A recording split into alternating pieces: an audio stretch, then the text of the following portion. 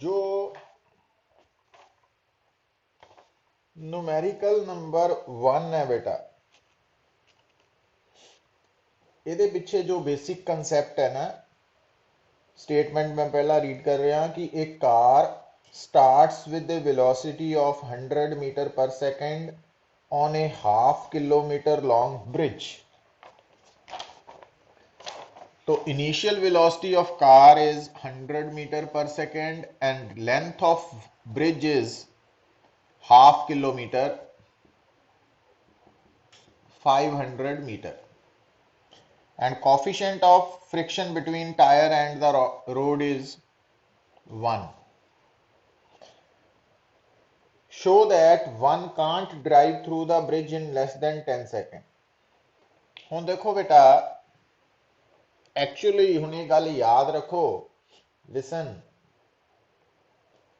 ਕਿ ਤੁਹਾਨੂੰ ਦੱਸਿਆ ਸੀਗਾ ਨਾ ਕਿ ਜਦੋਂ ਆਪਾਂ ਚੱਲਦੇ ਆ, ਵਾਕ ਕਰਦੇ ਆ ਨਾ, ਤਾਂ ਐਕਚੁਅਲੀ ਫ੍ਰਿਕਸ਼ਨ ਕਰਕੇ ਵਾਕ ਪੋਸੀਬਲ ਹੈ।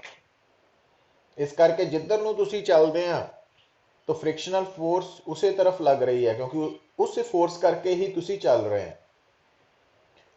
हुण इसी तरह कोई भी जिहड़ा व्हीकल है ना, जदों आपां उहदा इंजन ऑन करते हैं, उस तो बाद असीं उहनूं स्पीड अप करते हैं, है ना, तां वो व्हीकल जिहड़ा चलदा वा, अगे नूं तुरदा वा, उहनूं कौन चला रहा? Friction between its tyres and the ground. हुण बेटा गल नूं समझो, ਜਦੋਂ ਤੁਹਾਡਾ ਚੱਲਦਾ ਹੋਇਆ ਵਹੀਕਲ ਨੂੰ ਤੁਸੀਂ ਬ੍ਰੇਕਸ ਅਪਲਾਈ ਕਰਦੇ ਆ, ਤਾਂ ਉਸ ਵਕਤ ਉਹਨੂੰ ਰੋਕਦਾ ਕੌਣ ਹੈ? ਫ੍ਰਿਕਸ਼ਨ ਰੋਕਦੀ ਹੈ, ਠੀਕ ਹੈ।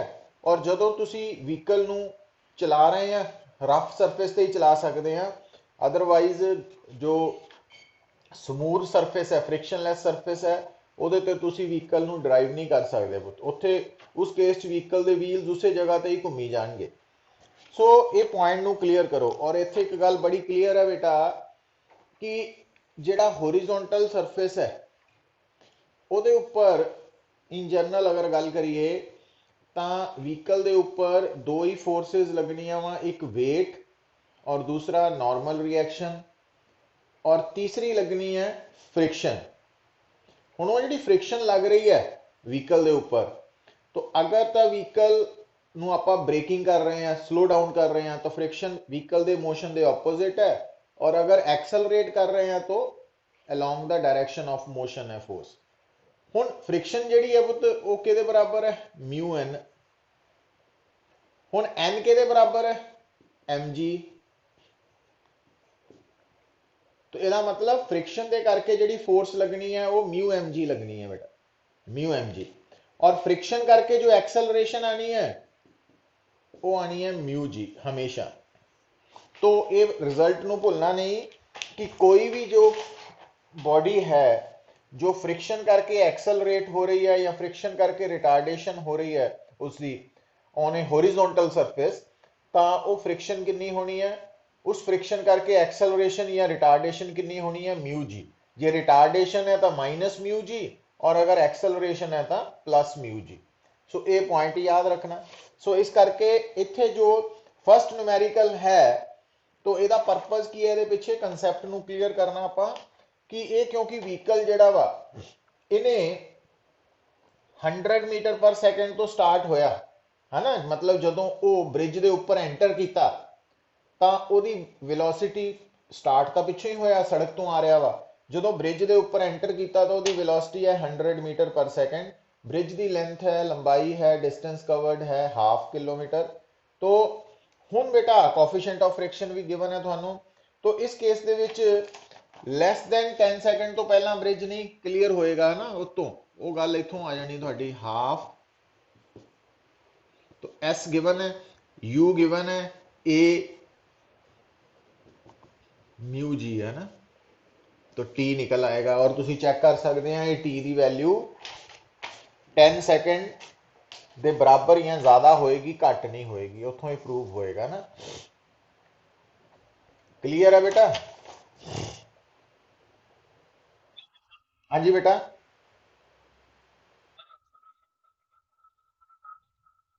नहीं नहीं नहीं नहीं पुत्र, ध्यान दिओ, गल समझो बेटा, मैं वही गल कर रहा। इत्थे जो व्हीकल है ना,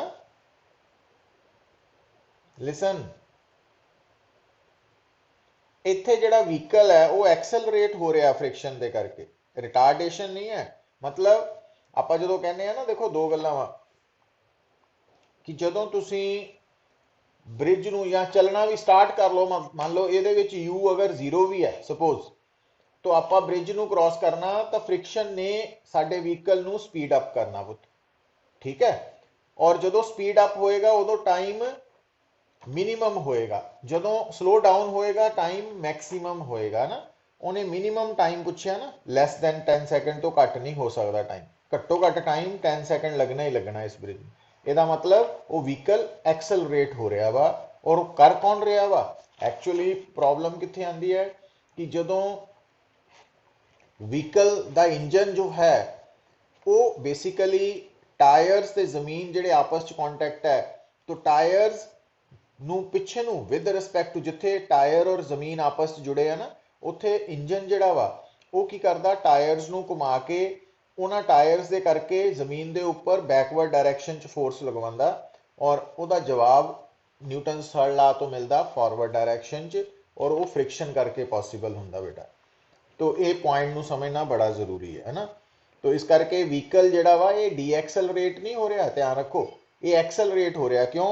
क्योंकि घट्टो घट टाइम 10 सैकेंड लगेगा या उस तो ज़्यादा। तो हुण इहदा मतलब वो स्पीड अप हो रहा तो ही मिनिमम टाइम च कवर करेगा वो। जे वो स्लो डाउन हो रहा फिर तो मैक्सिमम टाइम लगेगा जिन्ना लग सकता पॉसिबल। तो इस करके स्टेटमेंट नू समझो कि अगर कोई भी व्हीकल होरिजोनटल रफ सरफेस से एक्सलरेट हो रहा ड्यू टू फ्रिक्शन, तो एक्सलरेशन म्यू जी लेनी है। और अगर कोई भी vehicle due to friction slow down हो रहा तो एक्सलरेशन माइनस म्यू जी ले लेनी है। हुण इत्थे व्हीकल एक्सलरेट हो रहा, वो स्टेटमेंट ने दसना थानू। तो स्टेटमेंट तो किद्दां पता लगा भी एक्सलरेट हो रहा, क्योंकि उन्हें कहा कि ब्रिज नू मिनिमम टाइम च क्रॉस करना। तो मिनिमम टाइम दे विच क्रॉस तां ही होना जे व्हीकल स्पीड अप हो रहा ना, तेज हो रहा वा, तां ही वो घट्टो घट टाइम लगा के जा सकता वा। तो इस करके इत्थों इनू इंटरप्रिटेशन जिहड़ी है, इसे करके क्वेश्चन इंपॉर्टेंट है साडे लई, कंसैप्ट क्लैरिटी लई बड़ा इंपॉर्टेंट पार्ट है। क्लीयर है बेटा?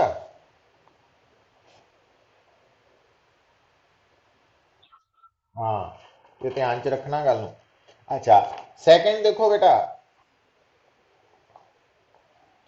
सेकंड है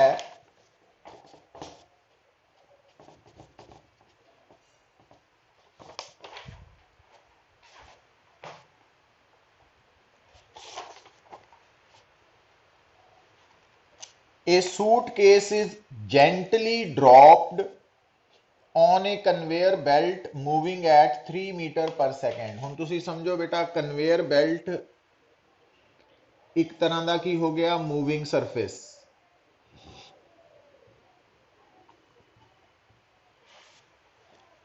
और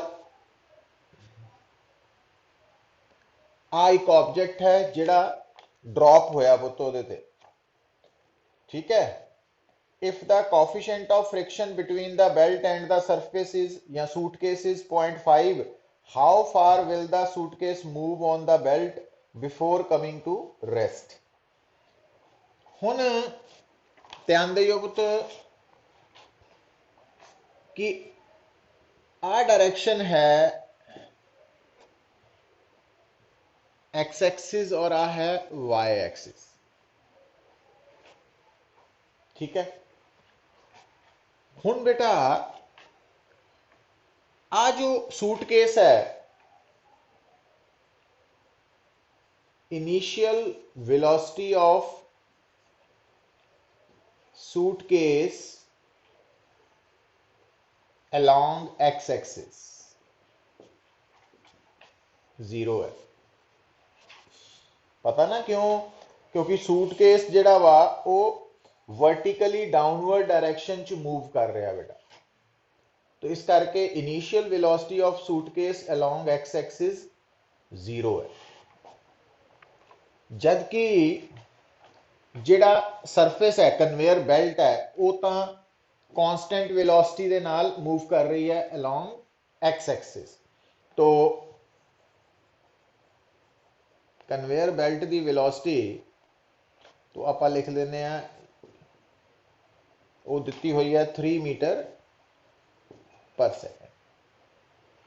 तो ये कन्वेयर बेल्ट है और initial velocity of suitcase along x axis है 0।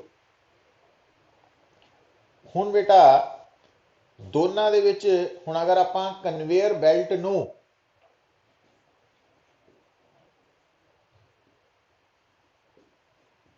फ्रेम ऑफ रेफरेंस मान लीए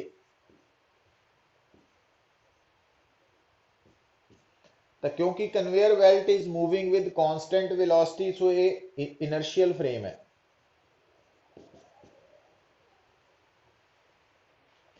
हुण बेटा initial velocity of suitcase with respect to G है ना initial velocity of suitcase along x axis ये है with respect to earth, but with respect ये है कन्वेयर बेल्ट की velocity with respect to earth. तो initial velocity of suitcase along x axis with respect to conveyor belt कितनी आ जाएगी पुत, तो वो आ गई ux minus 3 metre per second. अच्छा हुण दोबारा गल नूं सुनो, स्टेटमेंट नूं ध्यान नाल समझो कि जेड़ा सूटकेस है वो बेल्ट दे नाल आके स्ट्राइक किया और कुछ डिस्टेंस तो बाद सूटकेस और बेल्ट रेस्ट ते आ गए with respect to each other. देखो तो यही क्या ना उन्हें how far will the suitcase move on the belt before coming to rest. Coming to rest means with respect to belt. हुण जदों सूटकेस विद रिस्पेक्ट टू मतलब फाइनल वेलोसिटी जिहड़ी है पुत सूटकेस दी along x axis with respect to belt वो 0 हो चुकी है, वो 0 हो गई, that is 0 with respect to belt. आ है initial velocity of suitcase along x axis with respect to belt, ये है final velocity of suitcase with respect to belt along x axis. हुण बेटा हुण आपां s निकालना वा, s कह लो डेल्टा x कह लो वो थोड़े ते है सिंबल। हुण एक्सेलरेशन इत्थे कौन कर रहा पुत्र, सूटकेस ते बेल्ट दे विच जो फ्रिक्शनल फोर्स है, फ्रिक्शनल फोर्स, और क्योंकि ये हॉरिजॉन्टल सरफेस है तो फ्रिक्शनल फोर्स करके जो एक्सेलरेशन है वो कितनी होएगी mu G, that is mu G. हुणी दसिया ही ना तुहानू पिछले टॉपिक च भी। तो इस करके हुण तुहाडा फार्मूला किहड़ा है ना ए V square minus U square is equal to 2a।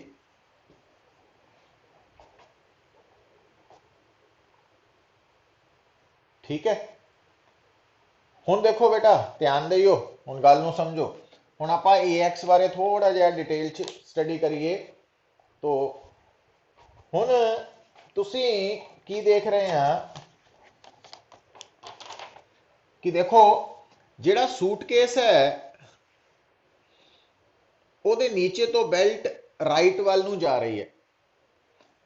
ਇਹਦਾ मतलब ਹੁਣ ਗੱਲ ਨੂੰ ਸੁਣੋ ਪੁੱਤ, ਜਿਹੜਾ सूटकेस है with respect to suitcase belt का मोशन है राइट की तरफ, तो with respect to belt suitcase का मोशन है लैफ्ट की तरफ, रिलेटिव वेलोसिटी का कंसैप्ट। सो अगर ये सूटकेस इनिशियली क्योंकि अलोंग एक्स एक्सिस रेस्ट पे सी और बेल्ट अलोंग एक्स एक्सिस जा रही है, तो अगर बेल्ट का motion with respect to suitcase right की तरफ है तो सूटकेस का motion with respect to belt left की तरफ है ना। तो अगर मोशन लेफ्ट की तरफ है तो काइनेटिक फ्रिक्शन राइट की तरफ होएगी, और अगर राइट की तरफ होएगी तो एक्सेलरेशन भी राइट की तरफ होएगी ना। तो ये अकॉर्डिंगली तुसी सिलेक्ट करना काम है। तो हुण चाहे ux माइनस 3 है ना तो ये पुट करके उन्होंने सॉल्व कर लेना तुसी।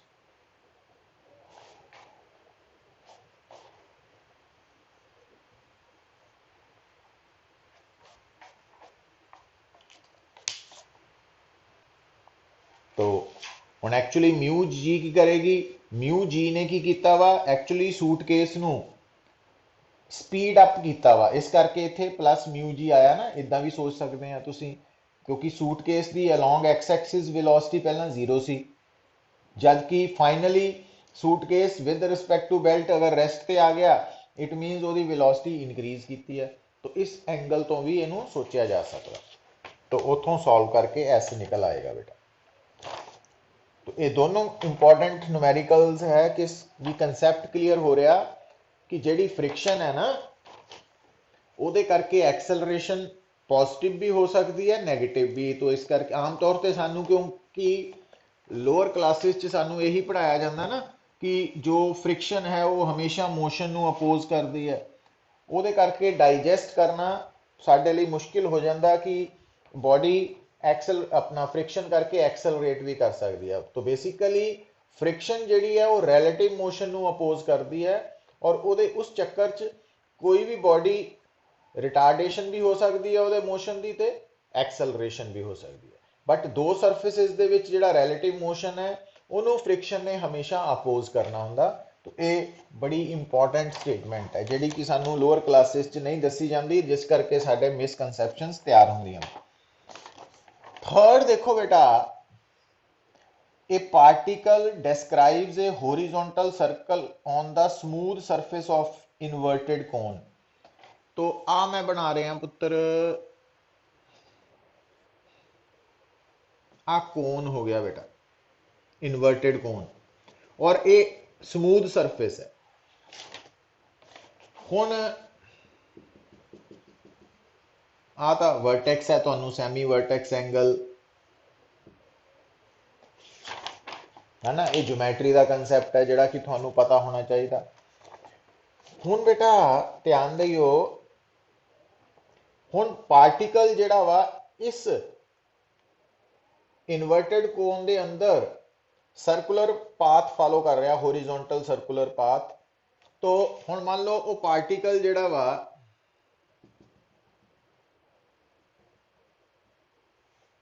तो आ पार्टिकल इस सर्कल च घूम रहा ना, और इहदी हाइट आपां नोट करनी है ना, एच।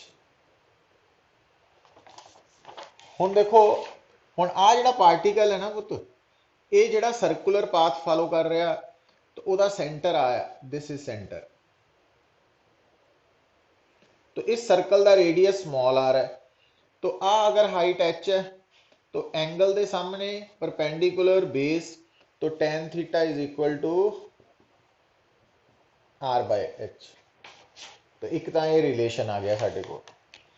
दूसरा हुण हुंदा की है बेटा, जदों भी आपां मोशन नूं स्टडी करना तो असीं देखना कि इस पार्टिकल ते किहड़ी फोर्स लग रही है।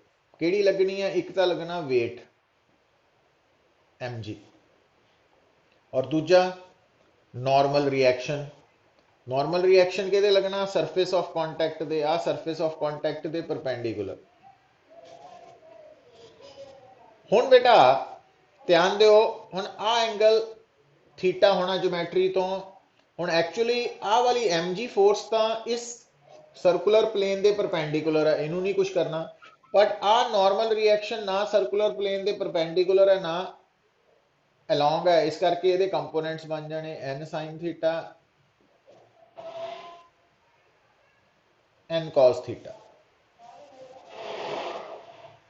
हुण बेटा हुण n sin थीटा ते mg तो बैलेंस हो जाने,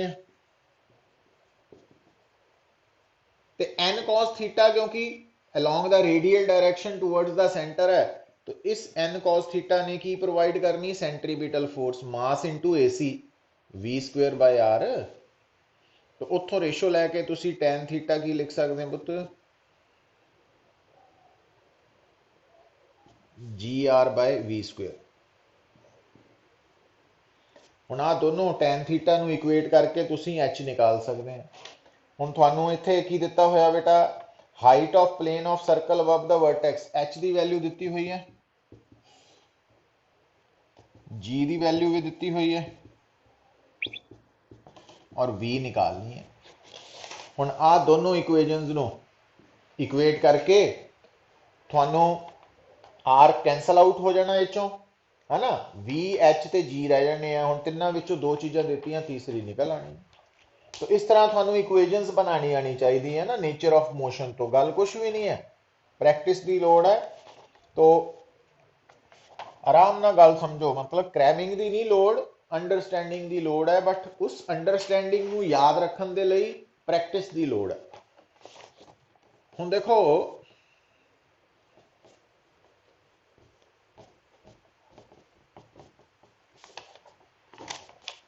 जो फोर्थ न्यूमेरिकल है बेटा,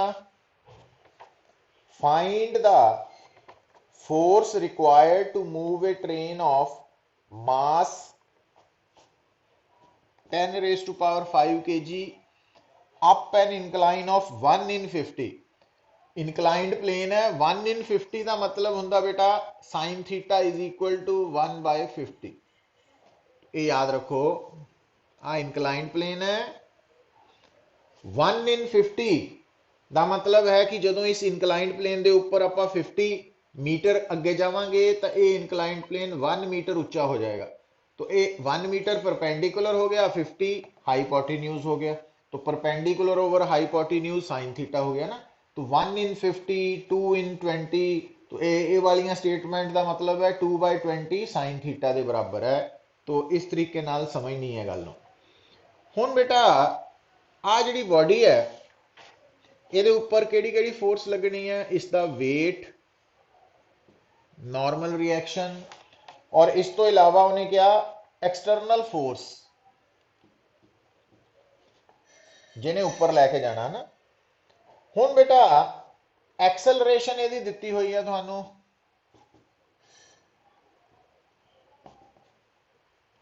coefficient of friction between train and rails is दिता होया म्यू एस, है ना, म्यू के है रादर, एस नहीं है। तो हुण भाई ध्यान दो, आ अगर एंगल थीटा तो आ एम जी कॉस थीटा हो गया पुत्र, तो आ एम जी साइन थीटा, क्योंकि ऊपर नूं जा रही है तो ये आ गई काइनेटिक फ्रिक्शन, है ना। तो इक्वेशन तुहाडे सामने कितनियां बन गई, एक तो N M G cos theta के बराबर आ गया, दूजा नैट फोर्स एम ए के बराबर है F minus M G sine theta minus F के, और एफ के की वैल्यू पुत्र म्यू के एन, और एन की वैल्यू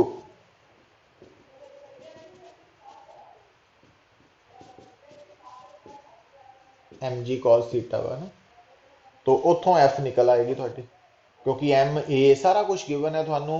साइन थीटा अगर 1/50 है तो कॉस थीटा भी तुसी देख सकते हैं ना पुत्र, तो 1/50 है, तो इतों कॉस थीटा भी आ जाएगा एंड सो ऑन। तो इस तरीके नाल तुसी इस प्रॉब्लम नू सॉल्व करना है। हुण देखो भाई, ध्यान दो बेटा, साहिल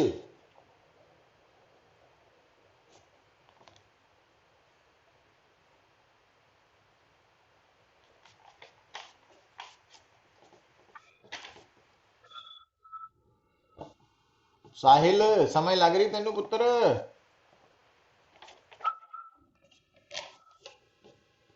फिफ्थ देखो, a block A of mass 4 kg is placed on another block B of mass 5 kg and the block B rests on a smooth horizontal table। तो आ horizontal table है frictionless, ਇਹਦੇ ਉੱਪਰ B लाई कर रहा 5 kg और B ਦੇ ਉੱਪਰ A लाई कर रहा 4 kg mass। For sliding block A on B, a horizontal force of 12 Newton is required to be applied on it। तो ਜਦੋਂ ਆਪਾਂ A ਦੇ ਉੱਪਰ फोर्स लगावांगे 12 न्यूटन, ਤਾਂ A और B ਦੇ ਵਿੱਚ मोशन स्टार्ट हो जाएगा। A B ਦੇ with respect to slide करेगा।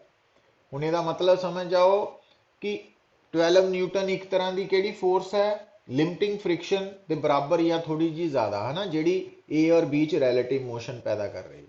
तो ਇਹਦਾ मतलब डायरेक्टली ਤੁਹਾਨੂੰ ਉਹਨੇ ਕੀ ਦਿੱਤਾ, इनडायरेक्टली ਉਹ स्टेटमेंट बोल रहा, डायरेक्टली ਇਹ लिमिटिंग फ्रिक्शन ਮੰਨ ਸਕਦੇ है ना।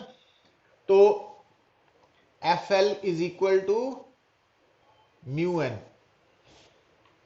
ਹੁਣ ਇੱਥੇ n ਕਿੰਨਾ ਪੁੱਤਰ, n है देखो, क्योंकि A और B ਦੇ ਵਿੱਚ फ्रिक्शन निकालनी है लिमिटिंग, तो A और B ਦੇ ਵਿੱਚ B ਜਿਹੜਾ ਵਾ ਉਹ A ਤੇ ਕਿੰਨੀ नॉर्मल रिएक्शन लगा रहा ऊपर ਨੂੰ, और A ते वेट लग रहा A का वेट mg, और m कितना A का 4 kg, तो 4g आ गया ना। तो n की वैल्यू 4g है, और म्यू और FL 12 है। हुण म्यू की वैल्यू की आ गई 3/g.3, क्योंकि आप g नू 10 ले लिया ना। तो ये कोफिशिएंट ऑफ फ्रिक्शन आ गया बिटवीन A एंड B।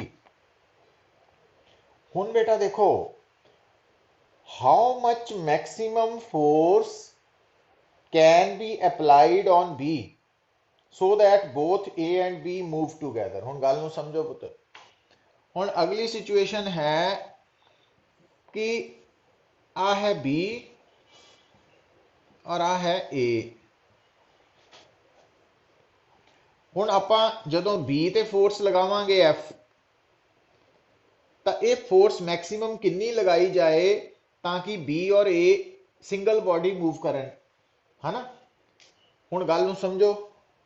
हुण एक्चुअली देखो बेटा, इंपॉर्टेंट क्वेश्चन बड़ा वा। हुण आ जिहड़ा तुहाडा सरफेस है नीचे वाला, ਇਹਦੇ और ਇਹਦੇ ਚ ਤਾਂ कोई फ्रिक्शन नहीं है, ठीक है, पर ਇਹਨੇ ਇਹਦੇ ਤੇ नॉर्मल रिएक्शन लगाना N1, और दूसरा B के ऊपर फोर्स लगनी है पुत्र, B का वेट 5g आ लगी है। हुण दूसरा देखो इधर, हुण मैं थोड़ा जान के गैप ले लिया। हुण क्योंकि फोर्स B ते लग रही है डायरेक्टली, तो ये फोर्स B नू विद रिस्पेक्ट टू A अगे नू चलाने की कोशिश करूगा, तो यदा मतलब B के ऊपर A दे करके जो स्टैटिक फ्रिक्शन है वो पिछे नू लगनी चाहिए है ना, क्योंकि B with respect to A अगे नू जाने की कोशिश कर रहा।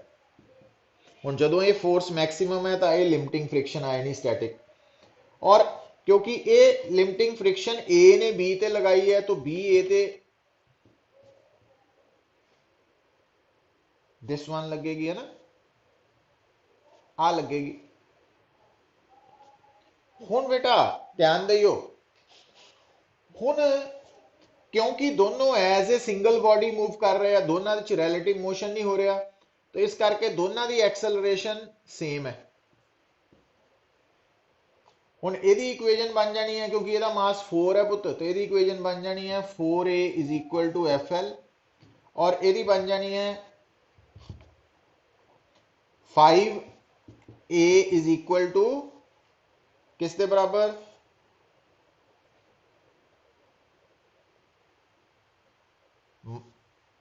F minus FL। हुण बेटा इन्हां दोनों दे विच मैक्सिमम लिमिटिंग फ्रिक्शन जिहड़ी है वो 12 दित्ती हुई है तुहानूं, तो इस करके इत्थों A आ जाएगा। जो तो FL 12 लाओगे, A3 आ गया, A3 इत्थे आएगा, तो F की वैल्यू आ जानी, क्योंकि ये 12 है तो A3 है ना, तो उत्थों F आ जानी 27 आ जाना आंसर तुहाडा। सो इदा सोचना पैना। नारायण लगी समझ? हाँ, तो हुण बेटा ये मतलब पार्ट्स दे विच इहनूं डिवाइड करना आपां प्रॉब्लम्स नूं। देखो क्वेश्चन नंबर 6 बेटा जो है,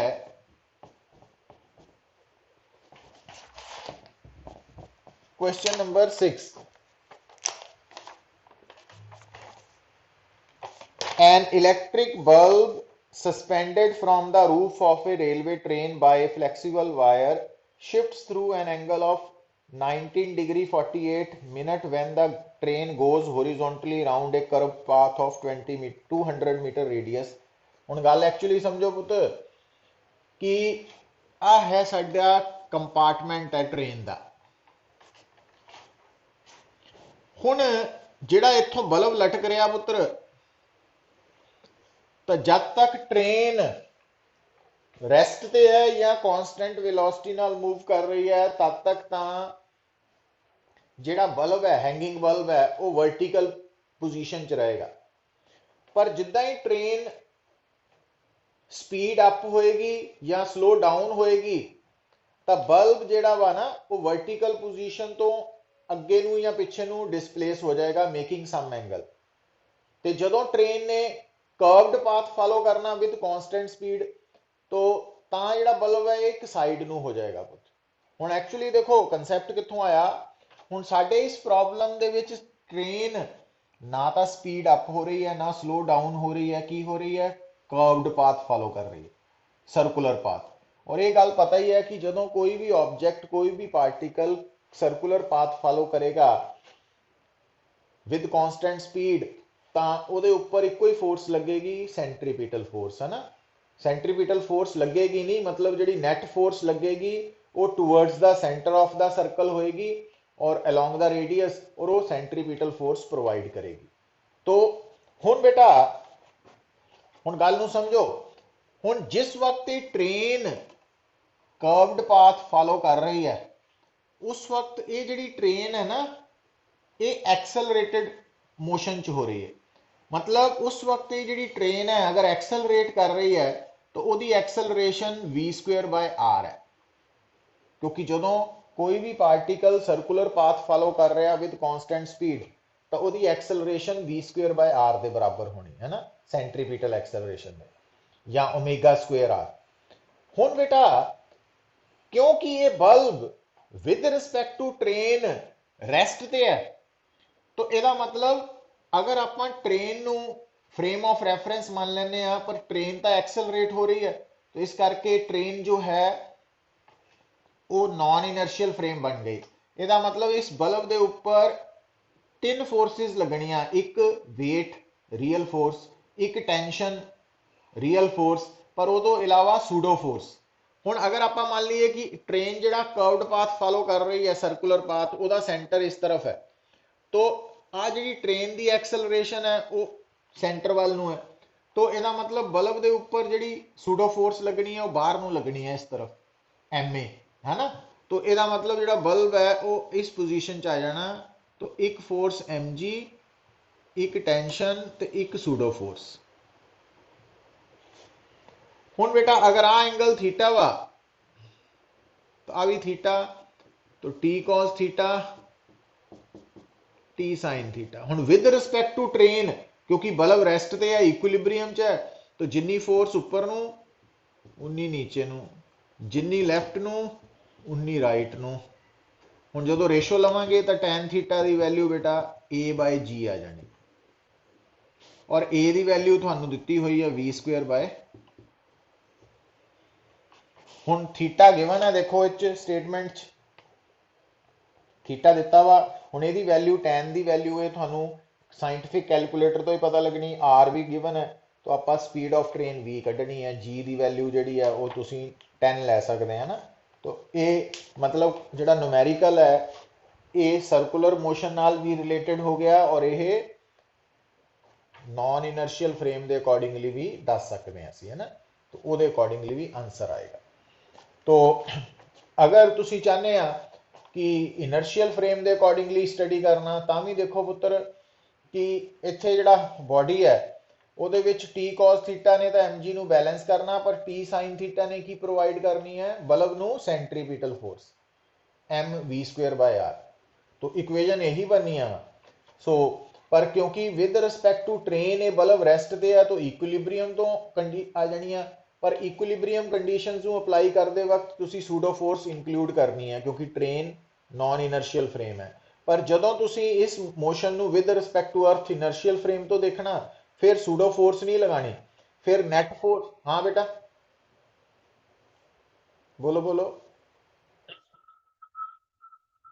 सूडो फोर्स बल्ब ते लगनी ना पुत, जिस दे मोशन ਨੂੰ स्टडी कर रहे हैं ऑब्जेक्ट ते ਨੂੰ with respect to non inertial frame.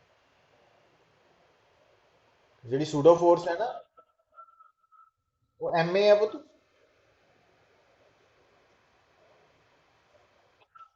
Pseudo force ਜਿਹੜੀ है ना मतलब ਜਦੋਂ ਤੂੰ ਕਿਸੇ ਵੀ ਪਾਰਟੀਕਲ ਜਾਂ ਬੋਡੀ ਦੇ ਮੋਸ਼ਨ ਨੂੰ ਬਿਹੇਵੀਅਰ ਨੂੰ ਸਟੱਡੀ ਕਰ ਰਿਹਾ ਔਰ ਉਹਦੇ ਲਈ ਜਿਹੜਾ ਤੂੰ ਫਰੇਮ ਆਫ ਰੈਫਰੈਂਸ ਸਿਲੈਕਟ ਕੀਤਾ ਅਗਰ ਉਹ ਐਕਸਲਰੇਟਡ ਹੈ ਤਾਂ ਤੂੰ ਉਸ ਬੋਡੀ ਦੇ ਉੱਪਰ ਕੀ ਸ਼ੋ ਕਰਨੀ ਹੈ,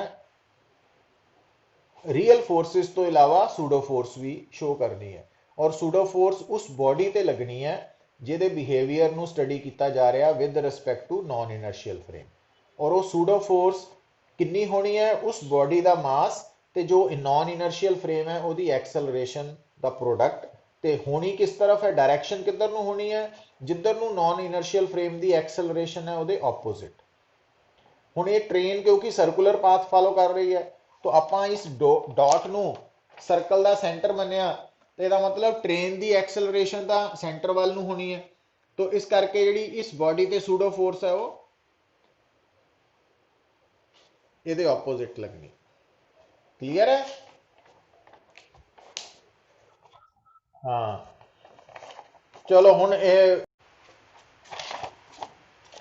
फिर देखो बेटा question number 7th, a hemispherical bowl of radius r is set about its axis of symmetry which is kept vertical। ਹੁਣ ਆ ਹੈ ਤੁਹਾਡੇ ਕੋਲ ਸੈਮੀ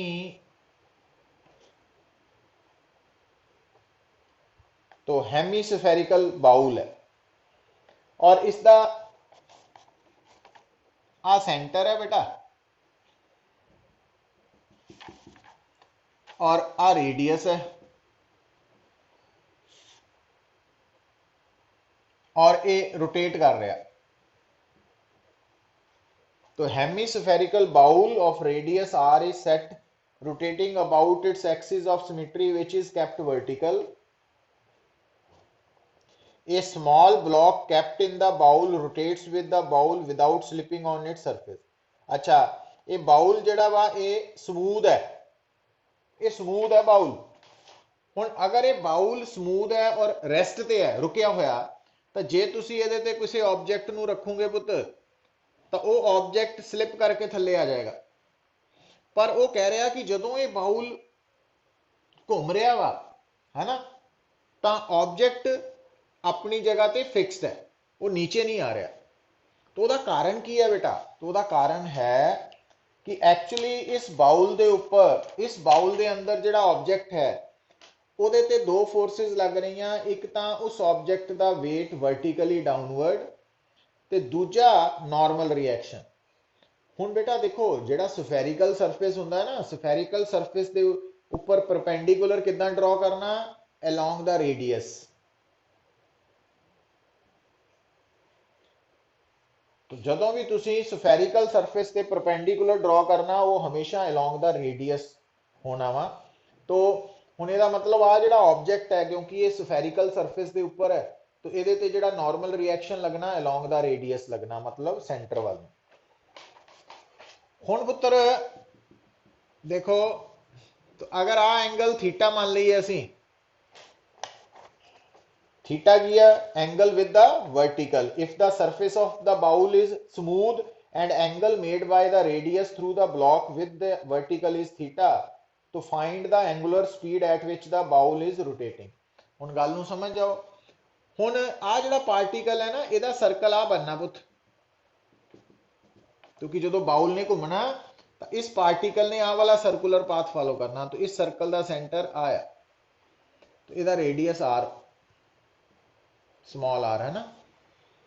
हुण ये जिहड़ा नॉर्मल रिएक्शन है आ जिहड़ा वेट है वो तो इस सर्कुलर प्लेन के परपेंडिकुलर है। नॉर्मल रिएक्शन के कंपोनेंट बना लो बेटा, N sine theta N cos theta. तो एन कॉस थीटा ते एम जी बैलेंस हो गए ते एन साइन थीटा ने की प्रोवाइड करना, centripetal force, mass into centripetal acceleration omega square R. हुण जदों तुसीं इन्हां दोनां दी रेशो लाओगे तो टैन थीटा की आ गया पुत्र एम एम कटिया गया omega square R by G. आ आर असी अपने आप सिलेक्ट किया वा। हुण इस आर और कैपिटल आर क्योंकि आ जिहड़ा वा ये भी तो रेडियस ही है ना बेसिकली। तो एंगल दे सामने परपेंडिकुलर हाइपोटेन्यूज, तो परपेंडिकुलर हाइपोटेन्यूज थीटा। ठीक है ना। तो इन्हां तिन्हां दा की रिलेशन बनया, परपेंडिकुलर हाइपोटेन्यूज थीटा ना। तो sine theta is equal to, तो स्मॉल आर की जगह आप लिख सकते हैं पुत्र कैपिटल आर साइन थीटा। हुण आ टैन थीटा वा, sine theta by cos theta आ कट्टे गए आपस। उतों ओमेगा की वैल्यू कितनी आ गई, omega square is equal to G by R cos theta, तो ओमेगा हो गया।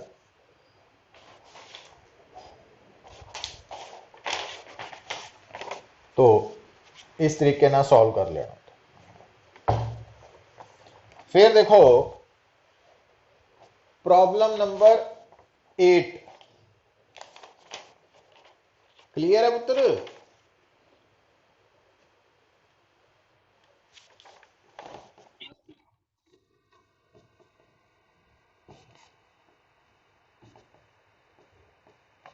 हम देखो हुण प्रॉब्लम नंबर 8 ध्यान नाल देखो। हुण देखो बेटा ये डायग्राम भी गिवन है थानू, है ना। तो प्रॉब्लम नंबर 8 दे विच है ब्लॉक जिसका मास है 25 kg is raised by 50 kg man in 2 different ways as shown in figure. What is the action on the floor by the man in the two cases? And if the floor yields to a normal force of 700 Newton, which mode should the man adopt to lift the block without the floor yielding? मतलब ये देखो कि आ बेटा एक surface है ना, आ floor है। हुण इत्थे एक खड़ा आदमी खड़ा वा, हुण ये आदमी इस समान नू उपर नू चक रहा। तो हुण इत्थे की है, एक ऑब्जेक्ट है, एक परसन है, एक सरफेस है, तीन चीज़ां हो गई। हुण इस समान दे उपर किहड़ी-किहड़ी फोर्स लगनी है बेटा, इहदा वेट, इहनूं मैं सीधा ही लिख देना 25G, ते टेंशन। अच्छा हुण देखो आ टेंशन, लिसन पुत, आ टेंशन जिहड़ी स्ट्रिंग है ना वो इस ऑब्जेक्ट ते लगा रही है, ते आ टेंशन, आ वाली टेंशन स्ट्रिंग आदमी ते लगा रही है, आदमी ते, परसन ते, इस परसन ते। मतलब आ फोर्स परसन ते लग रही टेंशन, क्योंकि रस्सी उन्हें भी पकड़ी है। हुण बेटा इस आदमी ते होर केड़ी फोर्स लगनी है, इस आदमी दा वेट, ते ये आदमी क्योंकि सरफेस दे नाल कॉन्टैक्ट च है तां नॉर्मल रिएक्शन, और क्योंकि इस फर्श ने आदमी ते नॉर्मल रिएक्शन ऊपर नू लगाना, तो इस आदमी ने फर्श ते नॉर्मल रिएक्शन नीचे नू लगाना। अच्छा हुण देखो बेटा, हुण इस केस दे विच आपां मान लैंदे आ कि इहनूं उपर चक्कन दी जिहड़ी एक्सेलरेशन है वो जीरो ही है, वो जीरो ही है मान लैंदे। तो मतलब बड़ा हौली हौली चक रहे हैं, तां हुण टी और 25G नूं 10 ले लिया तो इन्नी आ गई। हुण आ टेंशन आ गई। हुण आ जिहड़ा आदमी है ये भी इक्विलिब्रियम च है, इहदे ते कुल कितनियां फोर्सेस लग रही हैं, 3 N mg t, ये उपर नूं आ दोनों थल्ले नूं, तो n की वैल्यू आ गई t प्लस mg। तो t है 250 और आदमी का मास कितना दिता बेटा उन्हें 50 kg, तो 50 इंटू जी 500।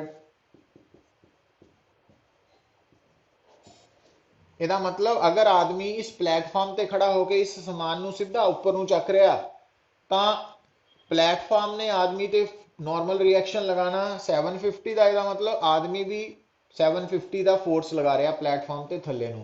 पर प्लेटफॉर्म तो मैक्सिमम कितनी फोर्स अफोर्ड कर सकता बिना खराब होए, 700 न्यूटन। सो ਇਹਦਾ मतलब जे आप इस तरीके नाल समान चकांगे तो इस प्लेटफॉर्म ते थल्ले नूं फोर्स 700 तो ज़्यादा लगेगी, तो वो यील्ड कर जाएगा, दब जाएगा, टुट भी सकता ना, तो खराब हो जाएगा। तो आ है पहला केस आ गया। हुण दूसरा केस देखो बेटा, दूसरे केस च की होया, सैकेंड केस च, ये तो फर्स्ट है ना, सैकेंड केस च इत्थे आ गई पुली। हुण आ पुली आ गई बेटा,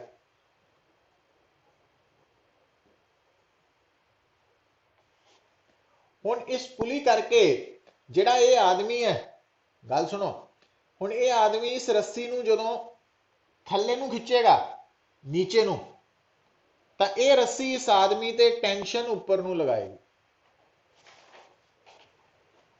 तो हुण फर्क की आ गया कि हुण एन की वैल्यू जिहड़ी है वो N plus T is equal to M G हो गई।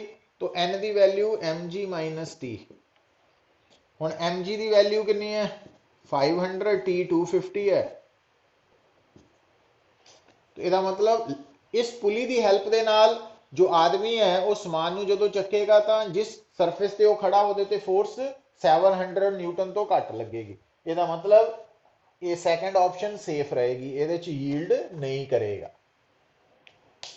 समझ आई है गल साहिल?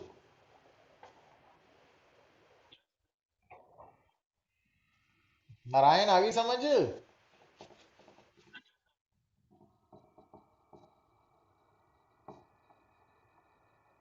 देखोगे फिर है क्वेश्चन नंबर 9 है, ए disc revolves with the speed of 33 into 1 by 3 means 100 by 3 revolution per minute। तो देखो बेटा जेडी डिस्क है ना वो किन्नी रेवोल्यूशंस एक मिनट च कंप्लीट कर ली है। 33 इंटू 1 बाय 3 मीनस 100 बाय 3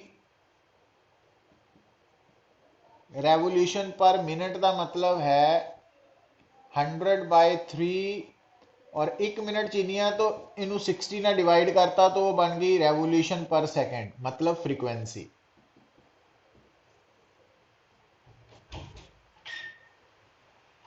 ठीक है, हुण फ्रीक्वेंसी तो एंगुलर वेलोसिटी भी कढ सकते हैं तुसीं। 2 पाई इंटू 100 बाय 180 है ना,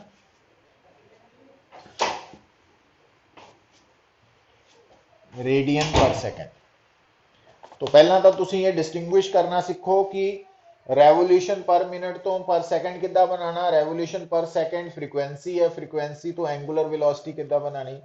ये सारा सर्कुलर मोशन नाल रिलेटेड है।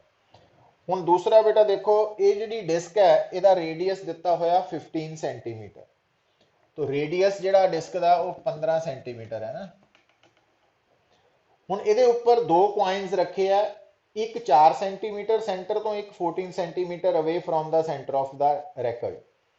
If the coefficient of friction between the coins and the record is 0.15, which of the two coins will revolve with the record? हुण देखो कंसैप्ट नूं समझो। देखो बेटा, तो आ है थोड़ी डिस्क, आ डिस्क का सेंटर है। तो डिस्क का रेडियस कंप्लीट दिता होया वा। हुण डिस्क रेस्ट ते नहीं है, ये रोटेट कर रही है, यदि एंगुलर वेलोसिटी डायरैक्टली नहीं सी दिती बट आपां उहनूं कैलकुलेट कर लिया। हुण इस केस देखो बेटा, हुण आ जिहड़ी डिस्क है ना, ध्यान दियो बेटा, आ जिहड़ी डिस्क है, ये जिहड़ी डिस्क है ये रोटेट हो रही है। तो आपां इत्थे रोटेटिंग डिस्क नूं की मान लिया फ्रेम ऑफ रेफरेंस। पर क्योंकि रोटेटिंग कोई भी ऑब्जेक्ट जिहड़ा रोटेट कर रहा है वो नॉन इनर्शियल है, और क्योंकि ये कांस्टेंट एंगुलर वेलोसिटी ना घूम रहा तो यदि जिहड़ी एक्सेलरेशन है पुत, जिन्हों सेंट्रीपिटल एक्सेलरेशन होंगी वो हो गई ओमेगा स्क्वायर है ना। तो एसी लिख लेने हाले, वो बाद चो पुट कर दें।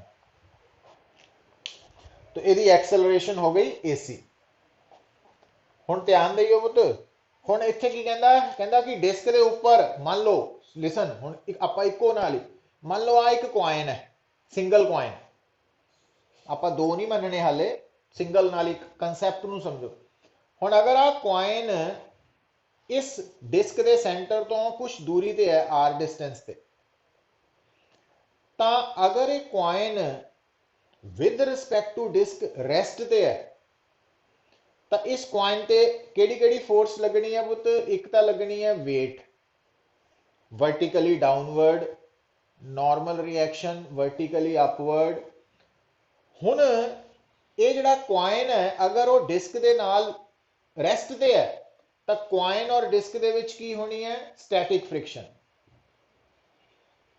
ਸਟੈਟਿਕ ਫ੍ਰਿਕਸ਼ਨ ਜਿਹਨੇ ਕੁਆਇਨ ਨੂੰ ਰੋਕ ਕੇ ਰੱਖਿਆ ਵਿਦ ਰਿਸਪੈਕਟ ਟੂ ਡਿਸਕ ਹੁਣ ਅਗਰ ਅਸੀਂ ਇਸ ਪ੍ਰੋਬਲਮ ਨੂੰ ਸਟੱਡੀ ਕਰਨ ਲਈ ਰੋਟੇਟਿੰਗ ਡਿਸਕ ਨੂੰ ਫਰੇਮ ਆਫ ਰੈਫਰੈਂਸ ਮੰਨਿਆ ਵਾ ਤਾਂ ਇਸ ਕੁਆਇਨ ਤੇ ਹੋਰ ਕੀ ਲੱਗਣੀ ਹੈ ਪੁੱਤ ਸੂਡੋ ਫੋਰਸ ਕਿੱਧਰ ਨੂੰ ਕਿਉਂਕਿ ਡਿਸਕ ਦੀ ਆਪਣੀ ਐਕਸਲਰੇਸ਼ਨ ਸੈਂਟਰ ਵੱਲ ਨੂੰ ਹੈ ਤਾਂ ਸੂਡੋ ਫੋਰਸ MAC ਆ ਜਾਣੀ MAC तो आ जी स्टैटिक फ्रिक्शन है वो अंदर नू लगनी है ता ही बैलेंस रहना ना काम ये समझ जाओ आ फोर्स सूडो फोर्स क्वाइन नू डिस्क तो दूर ले जाना चाहती सेंटर तो स्टैटिक फ्रिक्शन ने रोक के रखना बेटा तो आ साडे कोल रिलेशन चार फोर्सेस आ गई है ना आप डिस्क नू रोटेटिंग डिस्क नू फ्रेम ऑफ रेफरेंस मन्निया तो एन की वैल्यू mg के बराबर होगी पुत और fs की वैल्यू mac के बराबर होगी तो लिमिटिंग फ्रिक्शन जी है ਉਹ ਤਾਂ ਤੁਹਾਨੂੰ ਪਤਾ ਵਾ ਉਹ ਮਿਊ ਐਸ ਐਨ ਹੁੰਦੀ ਹੈ ਮਿਊ ਐਸ ਐਮ ਜੀ ਹੁਣ ਗੱਲ ਨੂੰ ਸੁਣਿਓ ਇੱਥੋਂ ਹੁਣ ਐਫ ਐਸ ਦੀ ਵੈਲਿਊ ਕਦੀ ਵੀ ਐਫ ਐਲ ਤੋਂ ਜ਼ਿਆਦਾ ਨਹੀਂ ਹੋਣੀ ਘੱਟ ਹੋ ਸਕਦੀ ਬਰਾਬਰ तो एफ एस की वैल्यू तो एम ए सी है एफ एल की value mu S M G है एम कट्टे गए हुण ए सी की वैल्यू की है तो एक्चुअली आ जिहड़ा पॉइंट है ये सर्कल का रेडियस आर है और ये क्वाइन क्योंकि डिस्क के नाल रेस्ट पे है तो यदि एंगुलर वेलोसिटी केड़ी है जिहड़ी डिस्क वाली है तो AC की वैल्यू कितनी होगी पुत्र omega square R mu S G हुण इत्थों देखियो जिहड़ा mu S G omega square R तो आर की आ गया mu S G by omega square मतलब जब तक क्वाइन का सेंटर तो distance R mu S G by omega square के बराबर या घट है तब तक क्वाइन हो with respect to disc rest ते रहेगा अदरवाइज नहीं हुण तुसी थानू म्यू एस भी दिता होया वा 0.15 जी भी पता वा 10 ओमेगा भी पता वा कढ़ लिया सी आपां हुण उत्थों आर निकाल लो बेटा हुण मान लो इस आर की वैल्यू सपोज है ना गल नूं आपां समझण दे लई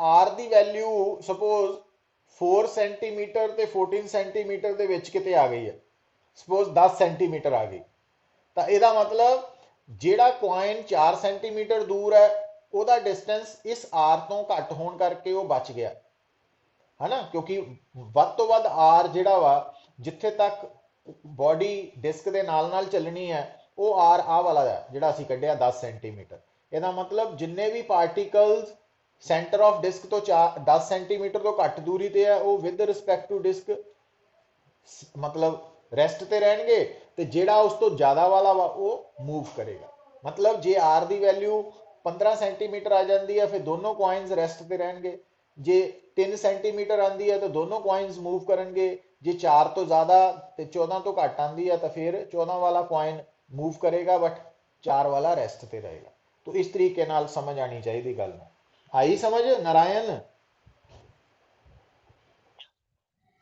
साहिल